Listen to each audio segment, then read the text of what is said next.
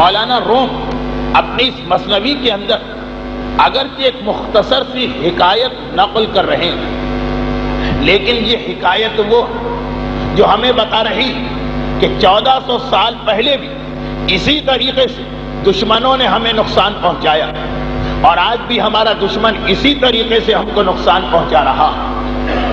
مولانا روم مختصر سی حکایت کو نقل کر رہے ہیں، مثنوی کا واقعہ لکھتے ہیں کہ ایک باغبان نے یہ دیکھا کہ اس کے باغ میں 3 آدمی داخل ہو گئے۔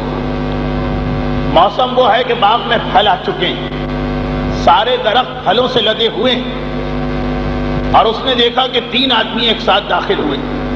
یہ تینوں ایک دوسرے کے دوست نظر آ رہے ہیں، اور باغ میں داخل ہونے کے بعد انہوں نے باغ کے پھلوں کو دعوت عام سمجھا۔ اس درخت سے پھل توڑ کے کھانا شروع کیے، اس درخت سے پھل توڑ کے کھانا شروع کیے۔ باغبان یہ منظر دیکھ رہا، اپنی محنت کو لٹتا دیکھ رہا۔ سارا سال حفاظت میں نے کی، پھل آ گئے تو یہ لوگ اس طرح توڑ توڑ کے لوٹ مار کر رہے ہیں، مگر کیا کریں، وہ اکیلا، آنے والے 3۔ مولانا روم لکھتے ہیں کہ آخر اس کے ذہن میں خیال پیدا ہوا، اس نے یہ اندازہ کر لیا کہ یہ تینوں الگ الگ، بایمانہ کہ ان میں ایک سید تھا، ایک عالم تھا، ایک عام انسان۔ اب دیکھیے، آج کے زمانے کو ذہن میں رکھ کے یہ مثنوی کی اس حکایت کو سنیے۔ وہ آتا ہے ان تینوں کے پاس، پہلے سید زادے کو مخاطب کیا اور کہا کہ آپ تو رسول کے بیٹے ہیں، آپ کا احترام تو ہم پر فرض ہے، آپ جو بھی کریں ہم اس پہ راضی ہیں۔ عالم کو دیکھا، کہا آپ عالم، نائب رسول، علم جیسی دولت کو آپ نے حاصل کیا، آپ کا احترام ہم پر واجب ہے، مگر یہ جو تیسرا انسان آپ کے ساتھ آ رہا، یہ کون ہے کہ جو آپ کے ساتھ لگ گیا؟ نہ یہ عالم، نہ یہ سید، نہ اس کا کوئی احترام، یہ کیسی گستاخی کر رہا کہ آپ لوگوں کے ساتھ مل کے اس باغ میں داخل ہوا۔ سید اور عالم اپنی جگہ سوچ میں پڑ گئے کہ بھائی ہمیں تو یہ اجازت دے رہا، ہم سے تو یہ راضی، ہمیں اس سے کیا تعلق؟ چنانچہ وہ پھل توڑنے میں لگے۔ باغبان نے ڈنڈا اٹھایا اور اچھے طریقے سے ٹھکائی کر کے اس تیسرے آدمی کو باہر نکالا۔ اب 2 باقی بچے۔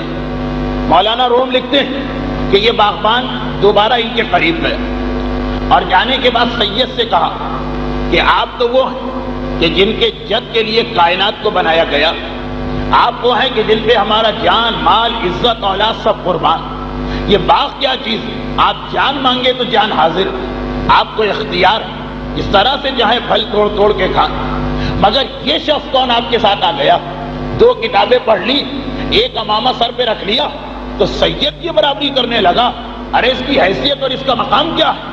سید نے اپنی جگہ سوچا کہ مجھے تو یہ سارا باغ دینے کو تیار ہو رہا، تو میں کیوں کسی اور کے معاملے میں دخل؟ وہ جانے، عالم جانے، وہ اپنے پھل توڑ کے کھانے میں لگا رہا۔ باغبان نے دیکھا کہ ان دونوں کو میں نے الگ کر دیا، چنانچہ اب باری آ گئی سالم، اور ایک مرتبہ اسے بھی مار کے اس باغ سے نکال دیا گیا۔ اور پھر آخر میں جب وہ سید اکیلا باقی بچا، مولانا روم لکھتے اب تو سب سے زیادہ غصہ باغبان کا اسی کے بارے میں تھا۔ ایک مرتبہ پہنچا اس کے قریب اور کہا تم اپنے آپ کو سید کہتے ہو، رسول کا بیٹا کہتے ہو، کیا تمہارے جد نے تمہیں یہی پیغام دیا کہ دوسروں کے مال کو لوٹ لوٹ کے کھاؤ؟ تم سید ہی نہیں ہو، جعلی اور جھوٹے سید، تمہاری پٹائی تو میں سب سے زیادہ کروں گا۔ ایک کا مقابلہ ایک سے، باغبان کے ہاتھ میں ڈنڈا، چنانچہ ان تینوں کے مقابلے میں سب سے زیادہ مار کھا کے آخر میں یہ شخص باہر نکل رہا۔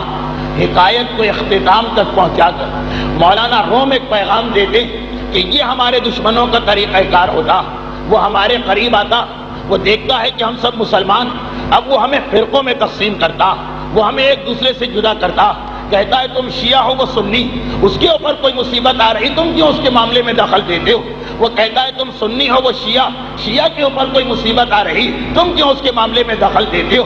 جس طرح سے اس باغبان نے ان 3 دوستوں کو آپس میں ایک دوسرے سے الگ کیا اور نتیجہ یہ نکلا کہ تینوں نے نقصان اٹھایا، یہی طریقہ کار ہمارے دشمنوں نے اختیار کیا۔ تاریخ اسلام شروع سے لے کے آج تک ہم یہ دیکھتے آ رہے ہیں، اور آج تو ہمارے سامنے یہ حقیقت اور واضح ہو رہی کہ ہمارے فرقے بڑھتے چلے جا رہے ہیں اور دشمنوں کو موقع مل رہا. دنیا میں جہاں جہاں مسلمان ہیں زمین ان پہ تنگ کی جا رہی, کہیں بھی کسی مسلمان کو اسلام پہ عمل کرنے کی اجازت نہیں مل رہی.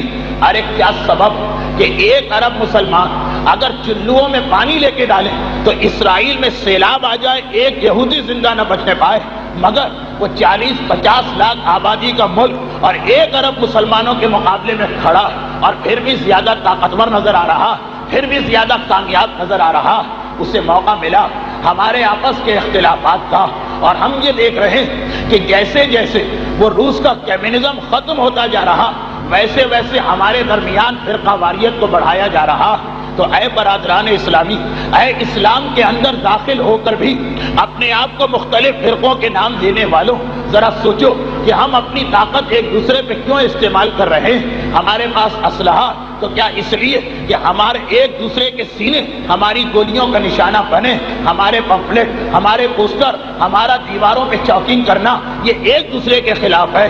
امریکہ کے خلاف کوئی نہیں بول رہا, یورپ کے خلاف کوئی نہیں بول رہا, اور ہماری ساری محنت, ہماری ساری طاقت ایک دوسرے کو ختم کرنے میں لگی ہے. بس ایک بات ذہن میں آنا چاہیے, کہاں وہ قرآن, کہاں وہ رسول اسلام, کہاں وہ پاک پروردگار جو اعلان کر رہا کہ اے رسول کہہ دو یا اہل الکتاب تعالوا الی کلمۃ سواء بیننا و بینکم, جو یہودیوں کو دعوت اتحاد دے رہا وہ قرآن, یہ قرآن کی آیت ہے جس کی میں نے تلاوت کی, وہ قرآن جو رسول کی زبانی کہلوا رہا. فقل, اے رسول کہہ دیجئے کہ اے اہل کتاب, اہل کتاب یعنی یہودی, اہل کتاب یعنی عیسائی, ان سے کہہ دیجئے تعالوا الی کلمۃ, بے شک یہودیوں اور مسلمانوں میں اختلافات تھے, بے شک عیسائیوں اور مسلمانوں میں اختلافات تھے.